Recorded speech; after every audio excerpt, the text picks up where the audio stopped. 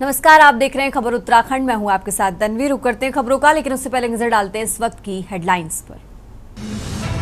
राष्ट्रपति द्रौपदी मुर्मू का उत्तराखंड दौरे का आज दूसरा दिन। 21 जून तक देहरादून में रहेंगी राष्ट्रपति। विश्व योग दिवस समेत कई कार्यक्रमों में होंगी शामिल। मध्य क्षेत्रीय परिषद की बैठक को लेकर तैयारी। सीएम धामी ने अधिकारियों से लिया फीडबैक। 24 जून को वाराणसी में अमित शाह की अध्यक्षता में होगी बैठक। बिजली कर्मचारी की मौत पर सीएम धामी का एक्शन। लापरवाही बरतने पर बिजली विभाग के 3 अभियंता सस्पेंड। अन्य दोषियों पर भी कार्रवाई के निर्देश। उत्तराखंड में देर रात दौड़ी तबादला एक्सप्रेस। 4 जिलों के डीएम समेत 31 आईएएस, 1 आईएएस, 24 पीसीएस के तबादले। अवैध खनन रोकने का काम नहीं कर सकती सेना की पर्यावरण बटालियन। आर्मी की लीगल सेल ने हाईकोर्ट को दी जानकारी। प्रदेश में आज दस्तक दे सकता है मानसून। शुरुआत में कुमाऊं, फिर गढ़वाल में भारी बारिश की संभावना। आप देख रहे हैं के न्यूज, खबरों का सारथी। और चलिए सीधा आपको लिए चलते हैं आजमगढ़, जहां गोरखपुर लिंक एक्सप्रेसवे का उद्घाटन करने सीएम योगी पहुंचे हैं। तस्वीरें आपको दिखाते हैं। माननीय विधायकगण, सम्मानित जनप्रतिनिधिगण, यहाँ दूर दूर से आए हुए सभी भाइयों और बहनों, उत्तर प्रदेश को एक्सप्रेसवे प्रदेश का ख्याति और नाम दिलाने वाले माननीय मुख्यमंत्री जी का मैं इस कार्यक्रम में यूपीडा की तरफ से और उत्तर प्रदेश शासन की तरफ से हार्दिक स्वागत करता हूँ। सभी माननीय मंत्रीगण का, जनप्रतिनिधिगण का और आप सभी साथियों का मैं इस कार्यक्रम में स्वागत करता हूँ। आज का दिन ऐतिहासिक है। प्रदेश के 4 जनपदों के लगभग 172 गांवों से गुजरता हुआ ये गोरखपुर एक्सप्रेसवे आज लोकार्पित हो रहा है, राष्ट्र को समर्पित हो रहा है। इसमें 22,000 किसानों ने लगभग 1100 हेक्टेयर की भूमि दी है। इसको बनाने में लगभग 7200 करोड़ की लागत आई है, जिसमें निर्माण पे 3400 करोड़ है, बाकी भूमि और अन्य मदों में खर्च किया गया है। यह बहुत ही दुर्गम क्षेत्र था, इसलिए आप देखेंगे कि इसके अलाइनमेंट में कोई और पैरेलल सड़क इस तरह की नहीं मिलती है। दुर्गम क्यों था? क्योंकि घाघरा, कुआनो, तमसा, आमी और पीकिया, इन नदी और नालों की वजह से इसका अधिकांश क्षेत्र बाढ़ग्रस्त है। अब इस 91 किलोमीटर लंबी सड़क से इस क्षेत्र के जनता को नए अवसर मिलेंगे। पूरे देश में साथियों, एक्सेस कंट्रोल्ड एक्सप्रेसवे की कुल लंबाई सिर्फ 2900 किलोमीटर है। यह हम लोगों के लिए गर्व की बात है कि उत्तर प्रदेश में 1111 किलोमीटर इसका हिस्सा है, यानी लगभग 38% पूरे देश के एक्सप्रेसवे का हिस्सा है।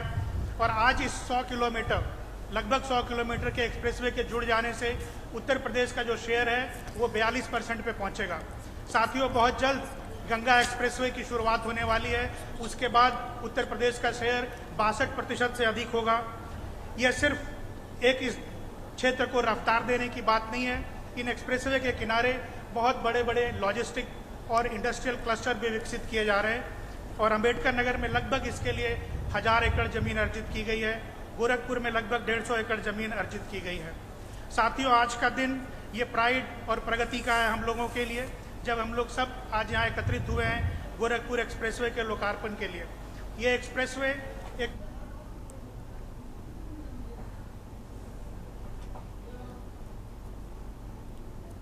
और ये आजमगढ़ से तस्वीरें आपको दिखाई, जहां गोरखपुर लिंक एक्सप्रेसवे का उद्घाटन करने सीएम योगी पहुंचे हैं। खबरों में आगे बढ़ते हैं, बात कर रहे हैं देहरादून की। देहरादून पहुंची राष्ट्रपति द्रौपदी मुर्मू 3 दिवसीय दौरे पर हैं। आज उनके दौरे का दूसरा दिन है, तो उत्तराखंड दौरा शुरू अनेक परियोजनाओं का शिलान्यास और लोकार्पण करेंगी। 21 जून को योग दिवस कार्यक्रम में भी शामिल होंगी। तो बड़ी खबर आपको बता रहे हैं, जहां 3 दिवसीय उत्तराखंड के दौरे पर हैं राष्ट्रपति। आज उनके दौरे का दूसरा दिन है। 21 जून यानी कल योग दिवस कार्यक्रम में शामिल होंगी।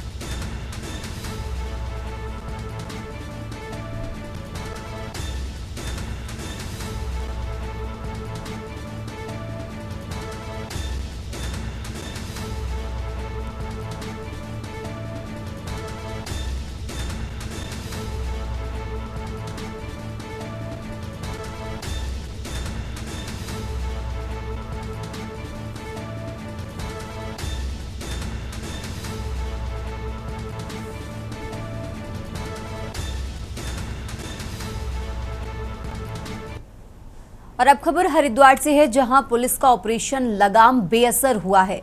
नेशनल हाईवे बना स्टंटबाजों का अड्डा। कार की छत पर चढ़कर बनाए जा रहे खतरनाक वीडियो। तो वायरल हो रहे स्टंट वीडियो से पुलिस की किरकिरी हुई है। नियमों की खुलेआम धज्जियां उड़ रही हैं। श्रद्धालुओं की आड़ में हाईवे बना शो ऑफ जोन। हरिद्वार की छवि और सुरक्षा पर कई सवाल खड़े हो रहे हैं। तो पुलिस की सख्ती के बावजूद नहीं रुक रहे स्टंटबाज। हरिद्वार से खबर आपको बता रहे हैं, जहां नियमों की खुलेआम धज्जियां उड़ रही हैं। पुलिस की सख्ती के बावजूद स्टंटबाज नहीं रुक रहे हैं। श्रद्धालुओं की आड़ में हाईवे बना शो ऑफ जोन। हरिद्वार से खबर आपको बता रहे हैं, हरिद्वार की छवि और सुरक्षा पर कई सवाल खड़े हो रहे हैं। पुलिस की सख्ती के बावजूद स्टंटबाज नहीं रुक रहे हैं। हरिद्वार से खबर आपको बता रहे हैं, जहां पुलिस का ऑपरेशन लगाम बेअसर नजर आ रहा है। तो नेशनल हाईवे बना स्टंटबाजों का अड्डा। कार की छत पर चढ़कर खतरनाक वीडियो बनाए जा रहे हैं। तो वायरल हो रहे स्टंट वीडियो से पुलिस की किरकिरी हो रही है। नियमों की खुलेआम धज्जियां उड़ रही हैं। श्रद्धालुओं की आड़ में हाईवे बना शो ऑफ जोन।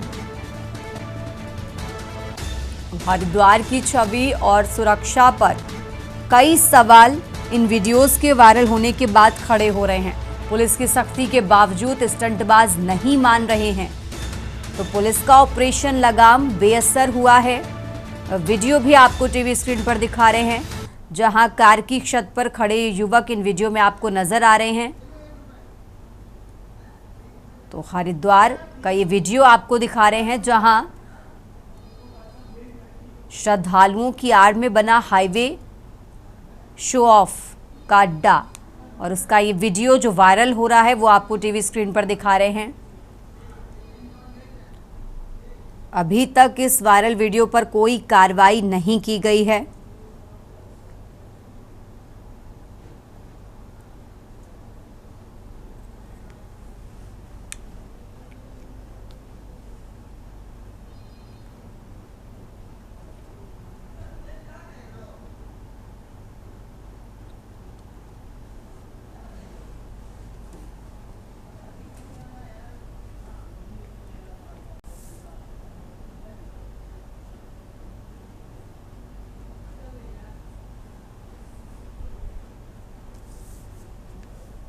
खबरों में आगे बढ़ते हैं, बात कर रहे हैं देहरादून की, जहां कोरोना डेंगू के नए मामले सामने आए हैं। 6 कोरोना और 3 डेंगू मरीज मिले हैं। प्रदेश में कोरोना मरीज 62 हो गए हैं। तो वहीं डेंगू के मरीजों की संख्या 119 पहुंची है। 82 घरों में डेंगू लार्वा मिला है। इसको लेकर विभाग फिलहाल अलर्ट नजर आ रहा है। तो देहरादून से खबर आपको बता रहे हैं, देहरादून से अहम जानकारी आपको बता रहे हैं, जहां कोरोना डेंगू के नए मामले सामने आए हैं। 6 कोरोना और 3 डेंगू के मरीज मिले हैं। प्रदेश में कोरोना मरीज 62, तो वहीं डेंगू के 119 मरीज पाए गए हैं। 82 घरों में डेंगू लार्वा मिला है। विभाग अलर्ट है। देहरादून से खबर आपको बता रहे हैं।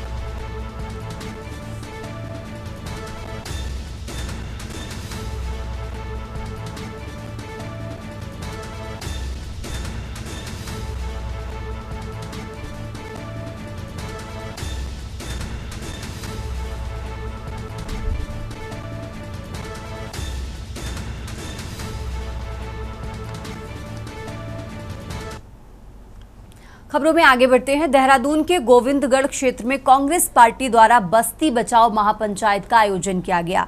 कार्यक्रम का नेतृत्व कांग्रेस के राष्ट्रीय संचार सचिव वैभव वालिया ने किया। इस महापंचायत में पूर्व मुख्यमंत्री हरीश रावत, विधायक प्रीतम सिंह समेत कई वरिष्ठ नेता मौजूद रहे।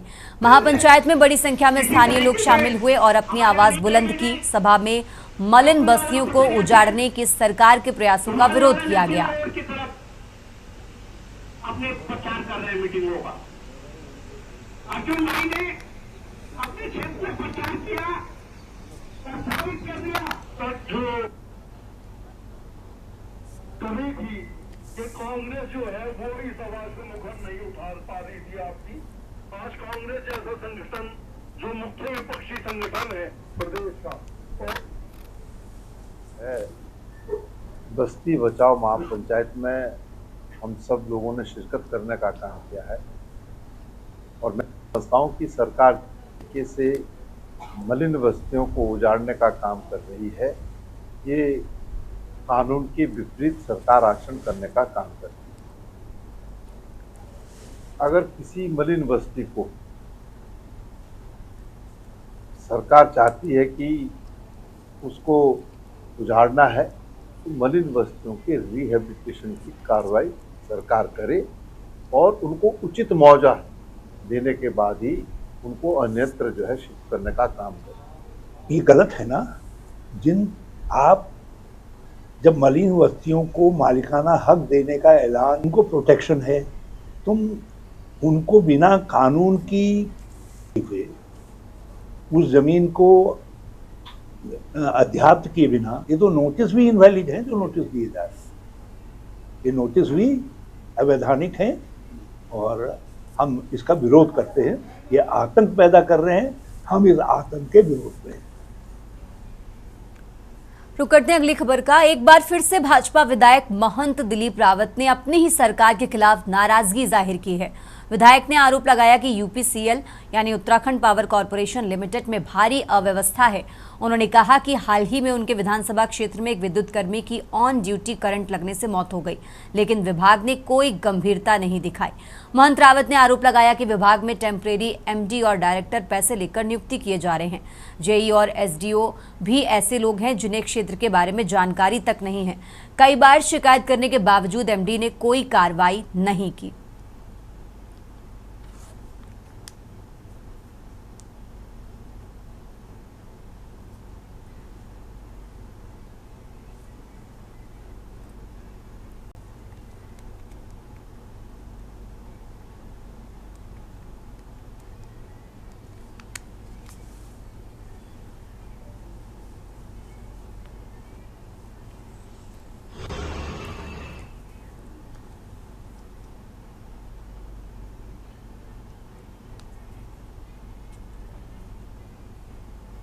खबरों में आगे बढ़ते हैं। देहरादून में डेंगू का खतरा लगातार बना हुआ है। बीते मंगलवार को डेंगू के 2 नए मरीज मिले।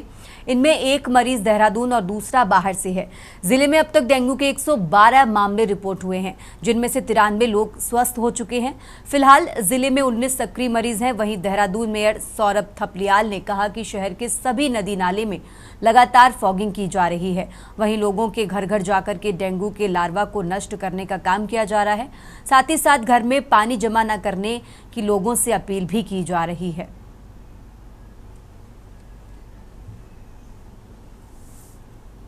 देखिए, डेंगू के लिए भी, क्योंकि हमें पहले से अंदेशा था कि ये तीसरा साल है और तीसरे साल में जो है डेंगू ज़्यादा आक्रामक होकर सामने आता है, तो हमने उसके लिए अपना बहुत पहले से ही हमने अपने जो 5 हमारे एंटी लार्वा टैंकर है वो हमने निकाल दिए थे, जिनकी संख्या हमने बढ़ा के 15 कर दी है।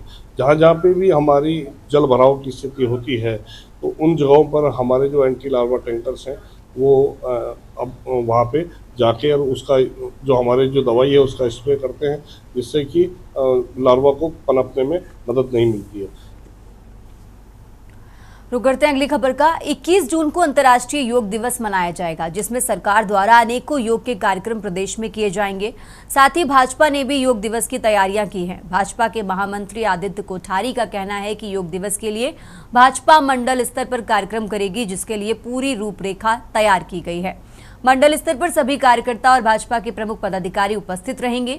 साथ ही सामाजिक हस्तियां और छात्र छात्राओं को भी योग के कार्यक्रम में शामिल करेंगे। एक संदेश जनता को देंगे कि करोगे योग तो रहोगे निरोग।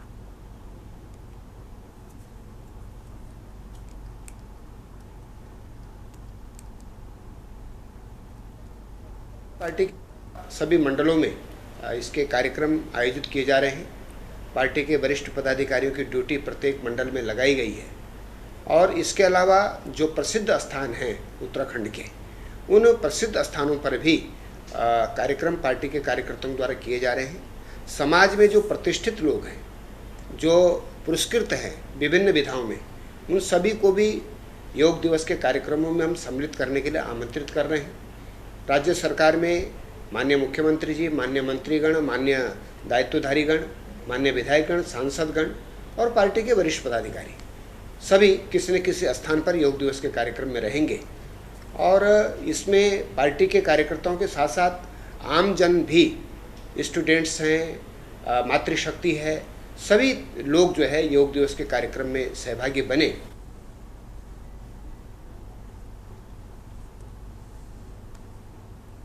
उत्तराखंडी खबरों में आगे बढ़ते हैं। हल्द्वानी के भगवानपुर मल्ला में उस वक्त लोगों में खौफ फैल गया जब प्रशासन ने लोगों के घरों पर लाल निशान लगाकर उन्हें जल्द तोड़ने की बात कही। देखते ही देखते सैकड़ों लोग इकट्ठा हो गए। लोगों ने प्रशासन की कार्रवाई का विरोध करते हुए कहा कि वो सालों से भगवानपुर मल्ला में रह रहे हैं। उनकी रजिस्ट्री, दाखिल खारिज, घर का नक्शा पास होने के साथ साथ बैंकों से लोन भी चल रहे हैं। ऐसे में अचानक प्रशासन 10 घरों को चिन्हित कर बुलडोजर की कार्रवाई करने की बात कर रहा है, जिससे स्थानीय लोगों में दहशत का माहौल है। स्थानीय लोगों का कहना है कि ज्यादातर देश सेवा कर रिटायर हुए लोगों के घर हैं और उनके पूरे जीवन की कमाई उनके घरों पर लगी हुई है। कई लोगों के घरों पर आज भी लोन है जिनकी किस्त अभी नहीं चुकाई गई। ऐसे में उनके घर पर बुलडोजर की कार्रवाई होने के डर से महिलाएं और लोग पूरी तरह दहशत में हैं। इन लोगों का कहना है कि वो मर जाएंगे लेकिन ये कार्रवाई नहीं होने देंगे।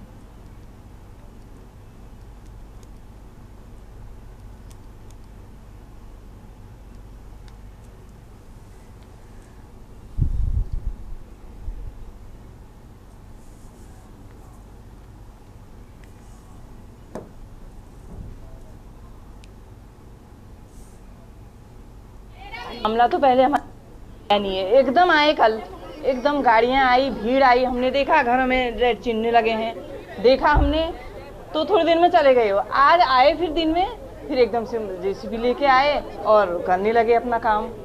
हम तो बहुत डरे हुए हैं। कोई नोटिस नहीं मिला। ये जग्गू भैया ने हमको जमीन भी बेची, अब मिट्टी भी बेचा, हमारा घर भी तोड़ रहा है। ये उल्टा रिपोर्ट कर रहा है, इसको 2 गूल मिली है, 20 है, पुस्तक 2-3 पुस्तक का वो दिखा रहा है, क्या बोलते हैं, नक्शा।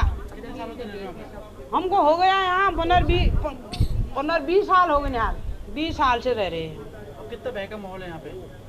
हैं? कितना डरे हुए हो? बहुत डरे हैं। हमको भय, बिल्कुल भय, हमारा जीना हराम हो रखा है। कल से जब हम ये लाल चिन्ह लगा है तब से हम बिल्कुल अपने को सुरक्षित नहीं समझ सकते।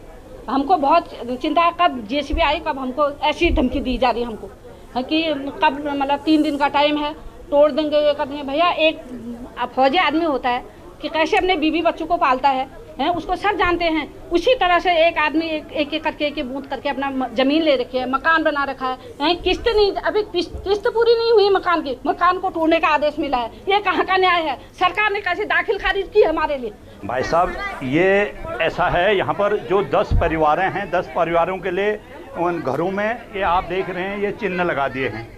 तो सारे परिवार बहुत परेशान हो चुके हैं और इसमें 7 परिवार ऐसे हैं जो पूर्व सैनिक हैं और सभी लोग बहुत परेशान हो चुके हैं। परेशान इसलिए हो रहे हैं कि आप आर्मी से रिटायर छुट्टी आए, ज़मीन खरीदी, रजिस्ट्री कर रखी है और बैनामा कर रखा है और लोन ले रखा है, बैंक से नक्शा है, पास है, लोन ले रखा है। इनको प्रशासन ने अभी तक, जिनका मकान टूट रहा है, कोई नोटिस नहीं दे रखा है।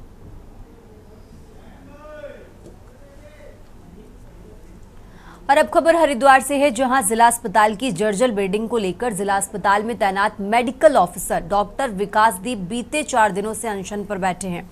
उनकी मांग थी कि पुराने अस्पताल को ध्वस्त कर पास में बन चुकी 6 मंजिला नई इमारत में तत्काल अस्पताल को शिफ्ट किया जाए। डॉक्टर विकासदीप ने वरिष्ठ अधिकारियों पर मनमानी और लापरवाही का आरोप लगाते हुए कहा कि उनकी मांगों को नजरअंदाज किया गया है और विरोध के चलते उनका ट्रांसफर पौड़ी कर दिया गया है। विरोध स्वरूप उन्होंने 4 दिन का अनशन किया, जो बीते गुरुवार को समाप्त हुआ। अब वे पौड़ी में ड्यूटी ज्वाइन करेंगे।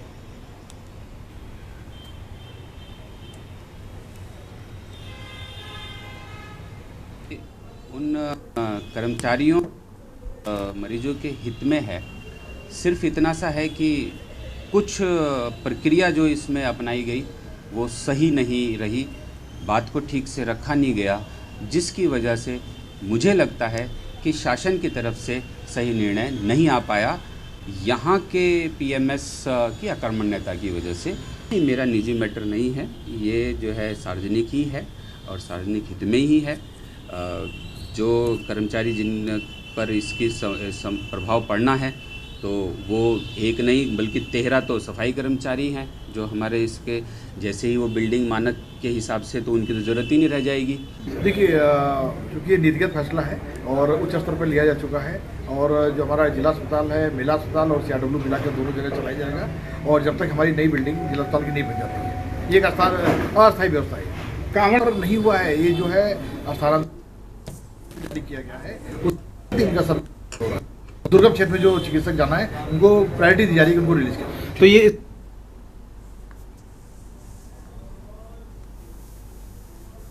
खबरों में आगे बढ़ते हैं। साल 2020 और 21 में विश्व भर में हड़कंप मचाने वाले कोरोना वायरस यानी कोविड-19 एक बार फिर अपना पैर पसारना शुरू कर दिया है, जिसके चलते देहरादून जनपद में एक और मरीज कोरोना पॉजिटिव देखने को मिला है।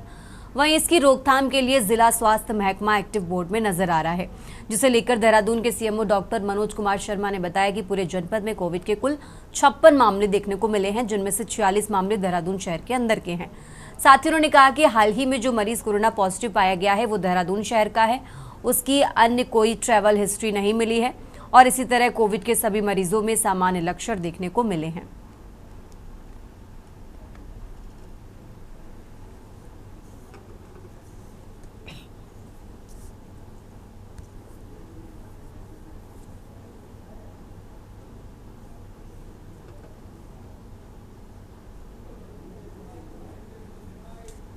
तो अभी तक बात 46 केसेस जो है अभी तक कोविड पॉजिटिव आए, जिसमें हमारे जो 46 केसेस हैं वो इंडिजिनस हैं, यानी कि अपने देहरादून में ही हुए हैं।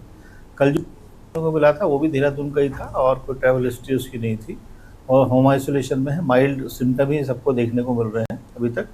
और अभी तक जितने भी केसेस हैं उनमें से कोई भी आइसोलेटेड कोविड की वजह से डेथ अभी तक रिपोर्ट नहीं की गई है। सभी में सामान्य लक्षण देखने को मिले हैं।